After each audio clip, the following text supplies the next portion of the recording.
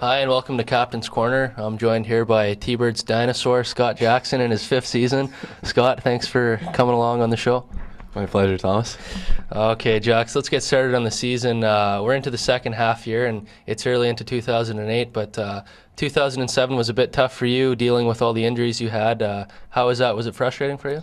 Yeah, for sure. I've kind of dealt with some injuries the last couple of years, and this being my last year, a real important year for me. I was really hoping to come in and have a solid start, but that's just the way it goes. That's something I've learned over the last few years, that you have no control over that type of thing. So I'm looking to have a really good second half. Yeah, it was definitely tough without you as a team, without you back in the blue line. But you've been very good, and a welcome addition when you came back after that ankle injury. Is everything fine with the ankle? There's no lingering problems? Yeah, it's feeling good. I took the extra time to make sure it was good to go when I came back, and our trainers do a good job with me, helping me strengthen it up and everything. So I'm feeling good coming into the second half. Being a fifth-year guy, you've played many games, even though you've been out with injuries, and you're climbing up that career games played list for Seattle Thunderbirds. Is that something you take a bit of pride in? Yeah, I guess so. It jumped out at me on those game notes when I saw it. I didn't know I was getting up there, but I think I just passed Gibbons and Johnner a few games back.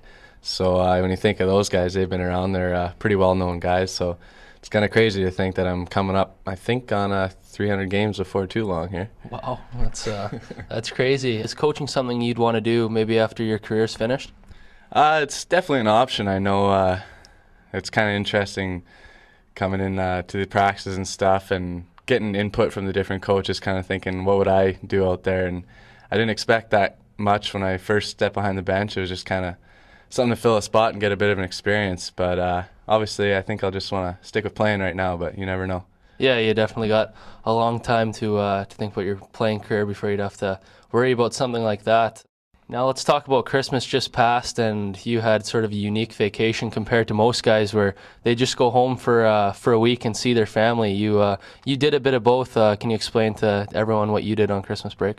I was really lucky with our long break, and happens that my brother was sailing around with a buddy of his for the last few months, and they ended up down in the Caribbean in St. Lucia. So I went down there for a few days. I think I flew for about 3 days and was there for about 3. So it was a short trip, but it was awesome. I got to stay on a sailboat for a few days and get some swimming in and get a few rays, and then I was back home for a few days, saw some family and friends, and back here.